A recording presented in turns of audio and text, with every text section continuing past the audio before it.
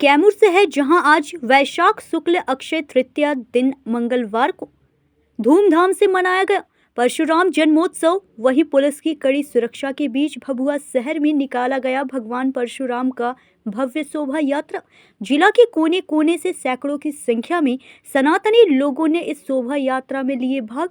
इस पर जानकारी देते हुए राष्ट्रीय परशुराम सेवा के प्रदेश अध्यक्ष विनोद तिवारी ने बताया कि आज परशुराम जी के जन्मोत्सव पर भभुआ के नगर पालिका मैदान से भव्य शोभा यात्रा निकाला गया है, जो शहर के जयप्रकाश चौक, पटेल चौक, वन विभाग होते हुए एकता चौक पहुंचेगा, जहां पूजा अर्चना किया जाएगा। इसके बाद पुनः नगर पालिका मैदान के पास आकर शोभा यात्रा का समापन किया जाएगा।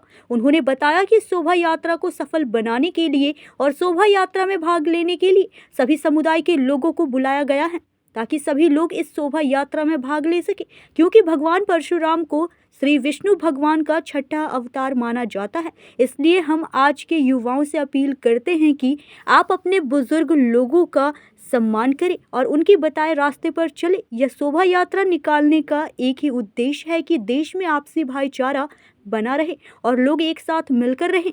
हर साल की भांति परशुराम जयंती का आयोजन किया गया है परशुराम सेना के तत्वाधान में, और भगवान परशुराम विष्णु के छठे अवतार हैं और हम लोग उनके वंश हैं।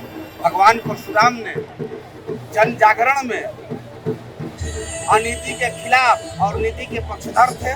जिन्होंने अनीति के बल पर चलने का कोशिश किया, उसका फरसा लेकर संहार किए, और जिन्होंने नीति पर चलने का कोशिश किया उनका पक्ष लिए।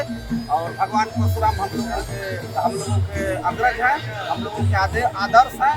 आप सभी के माध्यम से तमाम समाज में जागरूक लोगों को, अपेक्षित शोषित वंचित लोगों को मैं कहना चाहूँगा कि आप सभी लोग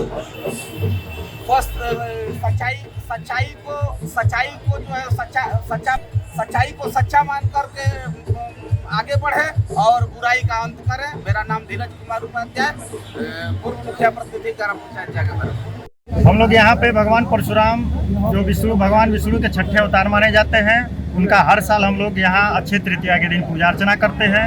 पूजा अर्चना भव्य रूप से भभुआ के नगर पालिका मैदान में करते हैं। उसके बाद हम लोग का जो शोभा यात्रा है नगर भ्रमण के लिए निकलती है। कार्यक्रम में क्या क्या हुआ है? अभी तक हम लोग जो है बनारस से चल के संपूर्णानंद से हमारे वरिष्ठ जो है पुजारी लोग भी आए हुए थे, ब्राह्मण आए थे, जो विधिवत भगवान परशुराम का पूजा अर्चना किए। पूजा अर्चना हम लोग का अभी तक समाप्त हो चुका है। अब इसके बाद हम लोग नगर भ्रमण के लिए हम लोग तैयारी कर रहे हैं, जो अभी हम लोग नगर में निकलेंगे। इस प्रकार का कार्यक्रम का उद्देश्य क्या है? इस प्रकार के कार्यक्रम का उद्देश्य है कि अपने समाज को एकजुट करना है, एकता का परिचय समाज में देना है। भगवान परशुराम के रास्ते पर चलने के लिए युवाओं के लिए क्या संदेश देना चाहते हैं? सभी युवाओं से ये संदेश है कि वो समाज के जितने भी वरिष्ठ गार्जियन हैं, उनके मार्गदर्शन में हम लोग का सानिध्य मिलता रहे और उनके मार्गदर्शन में हम लोग समाज को एकजुट करने का प्रयास करते रहे। सारे युवाओं से ये मैं विनोद कुमार तिवारी, राष्ट्रीय परशुराम सेना अध्यक्ष। भगवान परशुराम एक ईश्वर के अवतार थे। जिस समाजवाद की बात आज कलयुग के राजनेता कर रहे हैं, उस समाजवाद को भगवान परशुराम ने द्वापर और त्रेता में खड़ा कर दिया था। ख्याल कीजिए, उस समय राजाओं का विरोध किए, वैसे राजाओं का जो आतिताई राजा थे, जो उनके कुल और वंश को बर्बाद करने का काम किया, वैसे राजाओं का उन्होंने विरोध किया। और जो समाज के कमजोर वर्ग थे, उनको शिक्षा और दीक्षा दे करके शास्त्र के भी ज्ञाता थे, शस्त्र के भी ज्ञाता थे, और उनको हमेशा आगे बढ़ाने का काम किए। किसी जाति का वो विरोधी नहीं थे। आज कलयुग में उनको लोग बदनाम करते हैं, एक जाति विरोधी थे, ये सरासर गलत है। और जो राजा थे, राजाओं ने हमारे आराध्य देव के साथ दुर्व्यवहार किया। ख्याल कीजिए, जहाँ परशुराम जी का पैदाइशी है, जमदग्नि ऋषि का जहाँ पैदाइशी है, आज भी एक साधारण सा मंदिर नहीं है। आप जा करके देखिए, तरस होता है कि कलयुग के राजनेता परशुराम के नाम पे वोट लेते हैं, लेकिन परशुराम भगवान के लिए कुछ करते नहीं है। इसलिए मैं विरोध को बधाई देना चाहता हूँ, परशुराम सेना को बधाई देना चाहता हूँ कि जो जागृति समाज में ला रहे हो, अपने लोगों को जगा रहे हो, यह बहुत बहुत धन्यवाद के पात्र हैं लोग। और भगवान परशुराम सबके थे, किसी जाति के विरोधी नहीं थे, और दलित से लेकर के और उच्च वर्ग तक के भी जो अच्छे लोग थे, उनके पोषक थे। भगवान परशुराम को लोग चिरंजीवी भी मानता है, ऐसी क्या चिरंजीवी मानता है? भगवान परशुराम भगवान थे, ईश्वर के अवतार थे, ईश्वर के अवतार, छठा अवतार थे, छठा अवतार थे। वो तो राजाओं का विरोध किए, जिसके चलते उनको उपेक्षित लोगों ने रखा।